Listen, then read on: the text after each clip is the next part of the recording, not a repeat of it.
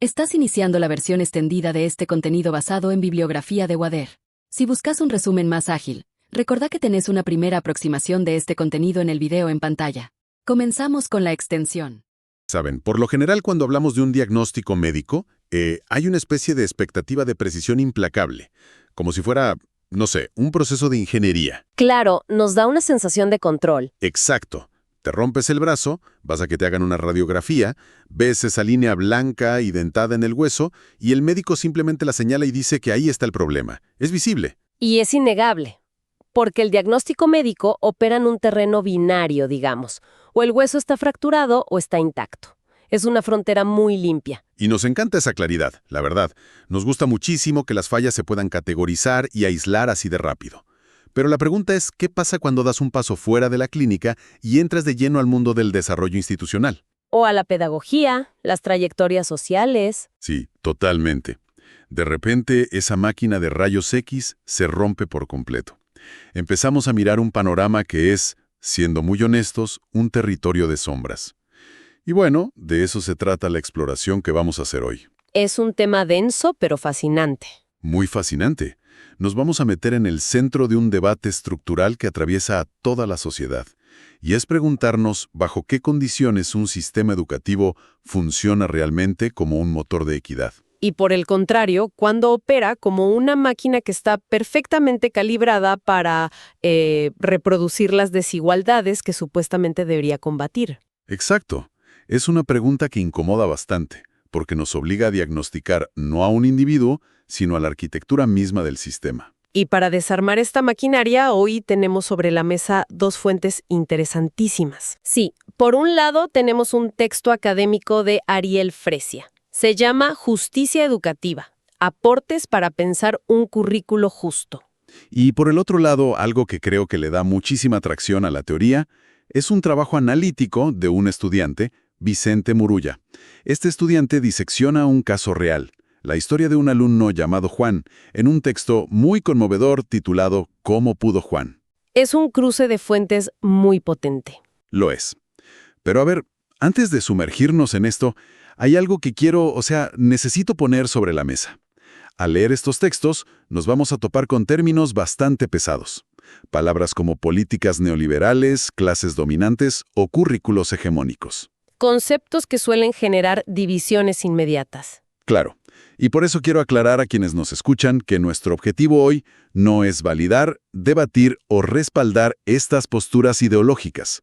No tomamos partido político aquí. Totalmente de acuerdo. Vamos a comportarnos como analistas puros. Exacto.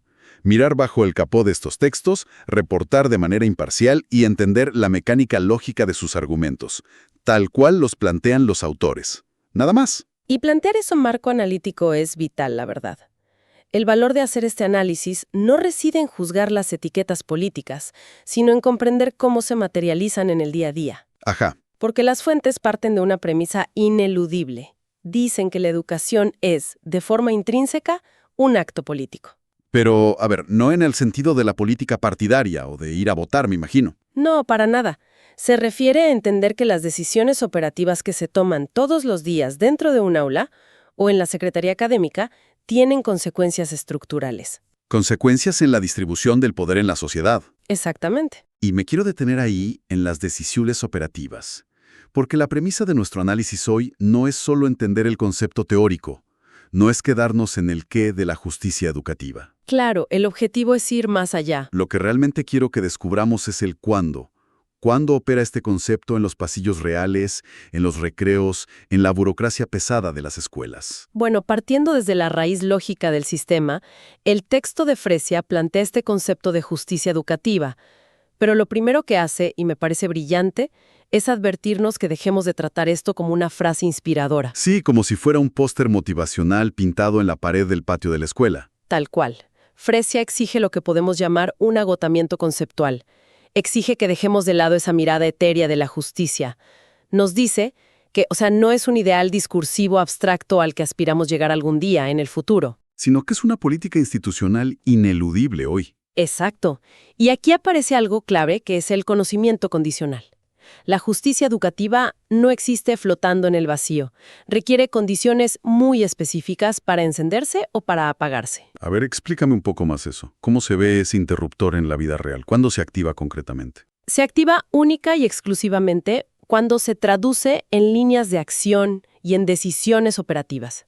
Estamos hablando de alterar los criterios de admisión, por ejemplo. Ok, cambiar quién entra y quién no. Sí, y transformar las políticas de permanencia. O reestructurar la forma en que se asignan los presupuestos. E incluso, según leí, repensar el diseño físico de los espacios escolares. Totalmente. La justicia se activa cuando la estructura completa de la institución se flexibiliza para acomodar realidades diversas. ¿Y cuando se bloquea entonces? Se bloquea cuando la institución se esconde en el inmovilismo, o peor aún, cuando aplica simples paliativos marginales y deja el núcleo del modelo escolar completamente intacto. A ver, déjame pensar en voz alta un segundo para asegurarme de que estoy aterrizando este concepto bien. Porque la diferencia entre un paliativo y una política institucional puede ser muy engañosa en la práctica. A ver, dime. Imaginemos una escuela pública, ¿no? Los docentes notan que un alumno llega a clases sin los materiales mínimos porque, bueno, su familia no tiene recursos. Entonces, los maestros se organizan, hacen una colecta de dinero y le compran una mochila nueva y unos cuadernos. Ajá, un gesto muy común. Claro, pero eso, según los textos, no es justicia educativa, ¿verdad? Eso suena mucho más a caridad. Siguiendo con tu ejemplo de la mochila, diste justo en el centro de la tensión que el autor subraya. Es la diferencia abismal entre solidaridad y justicia. Que no son lo mismo, para nada. Para nada. La solidaridad, como la colecta que mencionas, tiene un valor humano indiscutible, por supuesto, pero desde el punto de vista del diseño institucional, la solidaridad es desordenada, es voluntaria y depende enteramente de la buena voluntad del momento. Claro, si ese profesor que es tan caritativo se enferma o si lo transfieren a otra escuela, la ayuda desaparece. Exacto, y el alumno vuelve a caer al vacío. O sea, la solidaridad cubre el síntoma, pero la justicia requiere atacar la enfermedad. Es que no puedes depender de caerle bien a alguien o de tener suerte para sobrevivir en el sistema. Ese es el punto crítico. La justicia educativa demanda una estructura que esté coordinada y promulgada, ya sea desde el Estado o desde las normativas de la propia escuela. Una estructura diseñada para revertir sistemáticamente la situación de los más desaventajados. Sí, y esto introduce un concepto secundario que es fundamental en el texto. La igualdad de posiciones. ¿Ah, sí? Ese concepto choca mucho con lo que siempre escuchamos. Claro, porque durante mucho tiempo los sistemas educativos se han enorgullecido de ofrecer igualdad de oportunidades. Que básicamente significa, bueno, abrir las puertas de la escuela y dejar que todos entren a competir. Tal cual. Pero si entras a esa carrera arrastrando una desventaja histórica, material y cultural, que es masiva, y otro alumno corre con zapatillas de última generación y viento a favor. La igualdad de oportunidades ahí es una ilusión cruel, es una farsa. Exactamente. Por eso la igualdad de posiciones es un concepto mucho más exigente. Obliga a la escuela a trabajar activamente para generar un cambio material en el punto de partida del alumno. O sea, reconocer esas diferencias de base para neutralizarlas, no solo darles permiso para competir en una carrera que ya está arreglada. Sí, pero sé que esto genera resistencia. De hecho, ahí me surge una duda genuina. Y es algo que creo que cualquiera que trabaje en educación podría preguntarse al escuchar esto. Le estamos pidiendo a una escuela, que probablemente ya lidia con presupuestos recortados, con problemas de infraestructura y docentes agotados. Que revierta desventajas sociales históricas. Exacto. ¿No es esto pedirle al sistema educativo que solucione por sí solo lo que el Estado en su conjunto ha fracasado en resolver? Digo, ¿no es una presión insostenible para el aula? Es una objeción súper válida, que es constante en los debates pedagógicos. Pero a ver, Fresia no ignora que la escuela no puede, por arte de magia, erradicar la pobreza estructural de un país. Menos mal, porque sería un delirio. Sería imposible. Lo que él plantea es que la institución escolar tiene la responsabilidad de no actuar como un catalizador que acelere o legitime esa desigualdad. Ah, ok. La escuela no arregla toda la estructura social exterior, pero tiene soberanía absoluta sobre cómo opera de puertas para adentro. Exacto. El problema real surge cuando la escuela decide funcionar con la misma lógica excluyente que rige en el mercado o en la calle. Y entonces, si concluimos que la justicia educativa exige este rediseño interno tan profundo, la pregunta lógica que sigue es, ¿qué pasa cuando esa estructura falla? O cuando simplemente decide mirar para otro lado. Ahí es donde las fuentes hacen una transición brutal. Pasamos de la teoría impecable a la carne y hueso. Totalmente. Entra el concepto de fracaso escolar. Aunque bueno, el texto nos pide casi a gritos que dejemos de usar esa frase con tanta ligereza. Sí, porque el análisis desmenuza el fracaso escolar y lo expone como un concepto profundamente reduccionista y hasta antojadizo, diría. Porque tradicionalmente, cuando un alumno no aprueba o abandona, el sistema lo etiqueta rapidísimo como un fracaso individual. Claro, se responsabiliza al estudiante y particularmente a los que provienen de sectores populares, por no encajar. O por no esforzarse lo suficiente, la clásica. Exacto. Pero lo que el autor argumenta es que esta etiqueta es en realidad un síntoma visible de una injusticia sistémica. O sea, culpar al alumno oculta la rigidez de una institución que se niega a adaptarse. Es una forma de lavarse las manos, la verdad. Es como culpar al paciente porque la medicina que le recetaron y que él no pidió no le hace efecto. Y bueno, aquí es donde el trabajo práctico de Vicente Murúa nos golpea fuerte con la realidad. Sí, con el caso de Juan. El caso de Juan o Beto, como le dicen en su entorno. Juan es un joven que viene de un barrio popular, un contexto de carencias muy severas. Huérfano de madre desde chico, su padre lucha contra el alcoholismo. Una vida atravesada por la violencia intrafamiliar. Un nivel de vulnerabilidad extremo. Ese es el equipaje con el que Juan cruza la puerta de la escuela. ¿Y qué hace la institución? Lo recibe y casi el primer día le pega una etiqueta en la frente de alumno con problemas de conducta. ¿Lo convierten en una papa caliente institucional? Literalmente.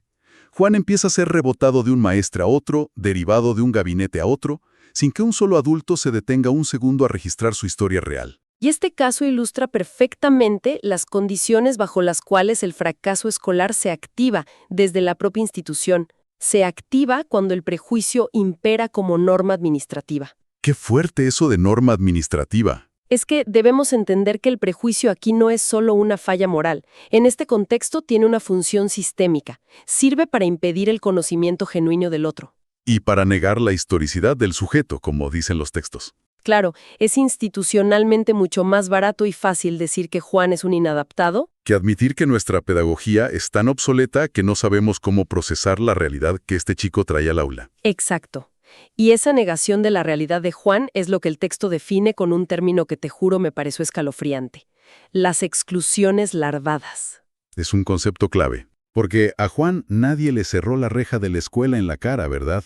Él estaba matriculado, caminaba por los pasillos todos los días y sin embargo estaba siendo excluido de una manera totalmente invisible. Y las exclusiones larvadas son particularmente letales justamente por eso. Porque operan bajo una fachada de normalidad. No te echan formalmente. No son expulsiones con un papel firmado. Operan a través de estándares de calidad que parecen neutrales, pero que están diseñados para ser excluyentes. Como esos comentarios muy normalizados en la sala de profesores. Tipo, a este chico no le da la cabeza. O nuestra escuela no es para este tipo de familias. Y también se materializan en requerimientos materiales o burocráticos. Exigir libros que son carísimos, o un uniforme que tiene que estar impecable sí o sí. Claro, lo cual naturaliza que el alumno que no puede cumplir con eso termina asumiendo que el problema es suyo. Y simplemente abandone. Físicamente está dentro, pero el ecosistema lo expulsa en silencio. Y fíjate que hay una escena en el relato del estudiante que grafica esta violencia invisible de una forma que, sinceramente, revuelve el estómago. Ah, el incidente del comedor escolar. Ese mismo. Juan llega tarde al horario de la comida, y la persona encargada, en lugar de guardarle una ración como correspondería, lo castiga. Y lo castiga obligándolo básicamente a juntar y comer las sobras de los platos de sus compañeros. Es de una crueldad tremenda. Pensemos en la mecánica de esto. O sea, un comedor escolar no es solo un lugar para ingerir calorías. Debería ser el espacio definitivo de cuidado. O espacio pedagógico en sí mismo de contención. Y de repente se convierte en un teatro de degradación absoluta. Usar el hambre de un chico como herramienta de humillación y disciplina.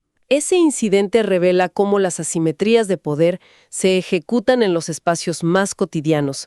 La humillación se vuelve un currículo paralelo que Juan está aprendiendo todos los días. Y esto nos lleva directo a otro concepto que analizan las fuentes, el efecto Pigmalión. Fundamental, las expectativas que los docentes y los directivos proyectan sobre un estudiante actúan como una profecía autocumplida. Claro, si la escuela mira a Juan y todo lo que ve es un problema crónico, un delincuente en potencia, O alguien que literalmente solo merece comer sobras. Juan va a terminar interiorizando ese reflejo. El sistema no le proporciona ningún andamiaje emocional para concebirse como algo más grande que esa etiqueta espantosa. Su horizonte de posibilidades queda amputado desde el día 1, y no por su capacidad cognitiva, sino por el techo de cristal que le impone la mirada de la institución. Y bueno, el peso de esa mirada asfixia cualquier intento de aprendizaje formal.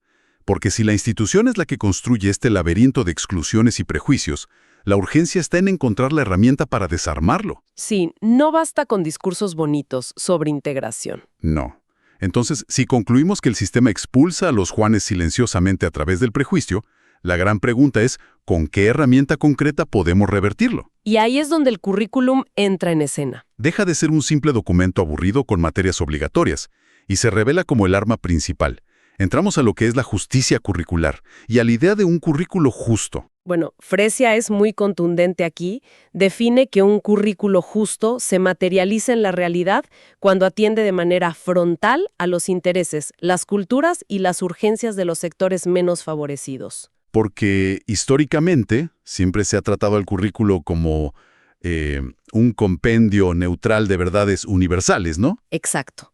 Pero el análisis expone que el currículo hegemónico es el que dicta lo que se considera el sentido común. Define de manera muy arbitraria qué saberes son legítimos y cuáles no. ¿Qué formas de hablar son aceptables? Sí, y qué experiencias de vida tienen valor dentro de lo académico. Básicamente dicta quién es el dueño de la casa y quién es un invitado molesto. Tal cual. Y al hacer eso, homogeneiza los procesos de aprendizaje. Intenta universalizar una experiencia escolar que en realidad está diseñada casi exclusivamente para las clases medias o altas. Asumiendo que todos los niños tienen una biblioteca gigante en casa o padres con tiempo libre para ayudarlos con la tarea. Y cuando se universaliza artificialmente una propuesta así, que ignora por completo la desigualdad de origen, el sistema industrializa la producción de lo que el autor llama restos. A ver, detengámonos en esa palabra un segundo. Restos. ¿Cómo se convierte un estudiante, un ser humano, en un resto? ¿Qué significa eso operativamente? Significa que, al funcionar como una fábrica de estandarización, la escuela trata a los alumnos que no encajan en el molde como desechos estadísticos. ¡Wow! Los estudiantes excluidos no son vistos como un fallo del diseño curricular, son vistos como efectos colaterales inevitables de mantener el famoso nivel académico. Entonces, ¿bajo qué condiciones logramos romper esa lógica industrial tan cruel?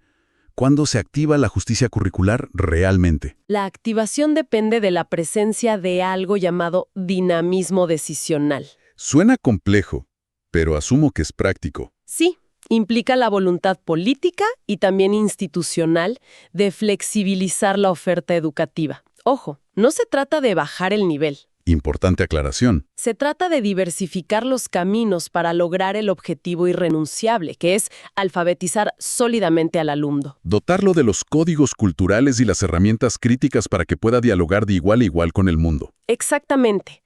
Por el contrario, la justicia curricular se bloquea cuando se implementa una inclusión superficial. O sea, logramos que el chico no abandone. Lo sentamos en el fondo del aula a que no moleste. Pero jamás cuestionamos la estructura de poder de los conocimientos que le imponemos. Conocimientos que le siguen resultando totalmente ajenos. Inútiles para su realidad, claro. Y la historia de Juan nos regala un ejemplo empírico casi perfecto de cómo se ve este dinamismo en acción. Porque, bueno, hay un punto de inflexión radical en su trayectoria. El cambio de equipo directivo. Sí.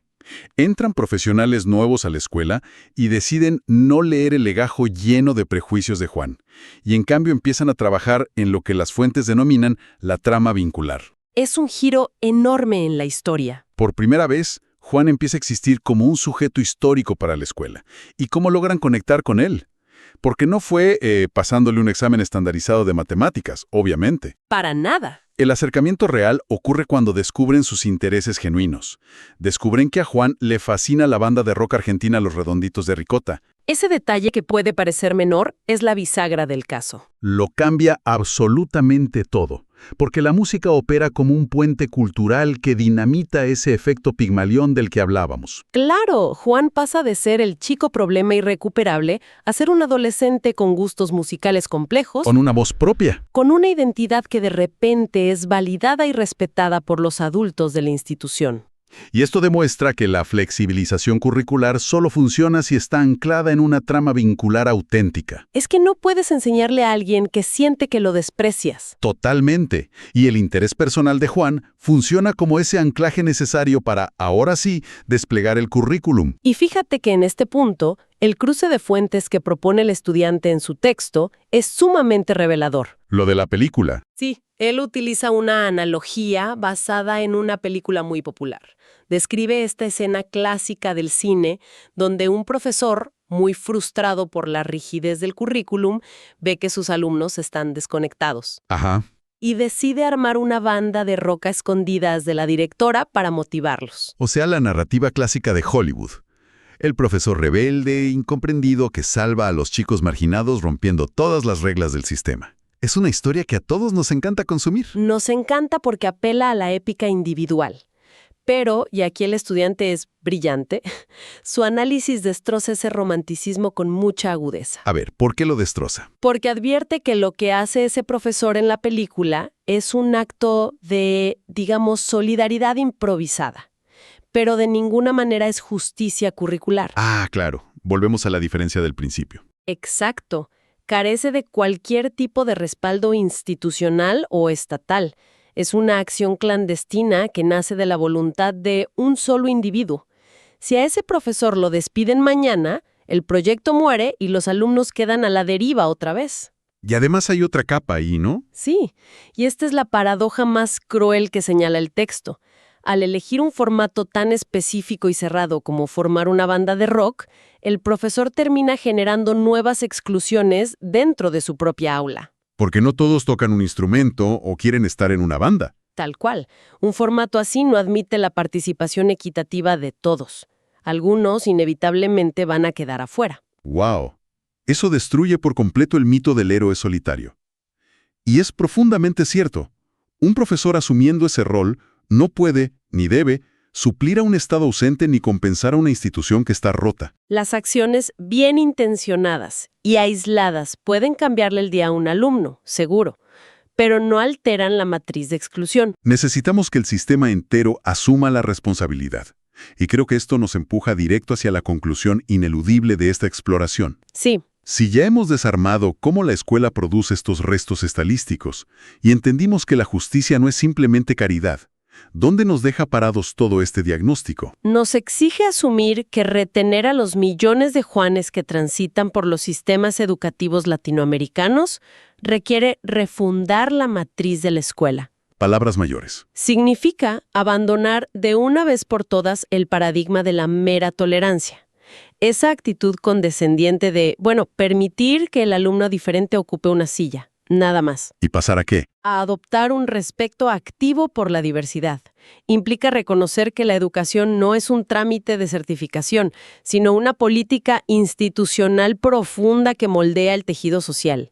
Y, la verdad, frente a la magnitud de ese desafío, frente a la inercia tan pesada de las estructuras escolares que todos conocemos, es increíblemente fácil caer en el cinismo. En la resignación. En pensar que nada puede cambiar porque el sistema está roto de raíz. Pero el texto de Fresia no nos deja abandonados en ese callejón sin salida. Rescata un concepto vital del pedagogo Paulo Freire, el inédito viable. Es una categoría filosófica y práctica que es fundamental para evitar el fatalismo institucional. Freire nos propone evitar una tensión constante. Oponer, frente a ese fatalismo que nos inmoviliza, el pesimismo de la razón y el optimismo de la voluntad. La razón es fría y nos advierte que las estructuras hegemónicas son enormes y están diseñadas para aplastar la diferencia. Sí, pero la voluntad política y pedagógica nos obliga a buscar, a imaginar y a construir esa alternativa inédita, algo que aún no existe en nuestro contexto. Que no se ha hecho antes en nuestra escuela. pero que es materialmente viable si logramos organizar el dinamismo institucional para implementarla. Y fíjate, hay una frase en el análisis de Murua que me dejó pensando muchísimo, y creo que encapsula la urgencia de todo lo que discutimos hoy. ¿Cuál es? Dice, textualmente, la escuela que no puede retener a Juan no merece llamarse escuela. Es una afirmación categórica y redefine por completo lo que deberíamos considerar éxito institucional. Totalmente. Ya no se trata de promedios en pruebas estandarizadas, sino de la capacidad real de alojamiento democrático de la institución. Exactamente. Y bueno, con esa idea nos vamos despidiendo. Hoy comenzamos hablando de la limpieza y la simplicidad de una radiografía médica, pero descubrimos que, cuando intentamos diagnosticar un sistema educativo, no hay líneas claras. No hay soluciones mágicas de un solo paso. Tenemos que atrevernos a examinar las zonas grises, la historia humana compleja, los currículos ocultos y sí, hasta los comedores escolares. Sin duda. Les dejo a todos los que nos escuchan una provocación para que se lleven con ustedes. La próxima vez que entren a un espacio educativo, ya sea una universidad, la escuela de sus hijos o su propio lugar de trabajo, mírenlo más allá de las paredes recién pintadas. Obsérvenlo de cerca. Obsérvenlo con frialdad y pregúntense con total honestidad, ¿esta institución, con sus reglamentos, con sus presupuestos y sus silencios, está gestionando justicia estructural para cambiar futuros? ¿O simplemente está administrando exclusiones larvadas con una sonrisa diplomática? Es algo que vale la pena pensar. Hasta nuestro próximo análisis. Gracias por llegar hasta el final. Este esquema es parte de una estructura mayor. Podés encontrar el siguiente tema del curso en la pestaña de la lista de reproducción. Éxitos en el estudio.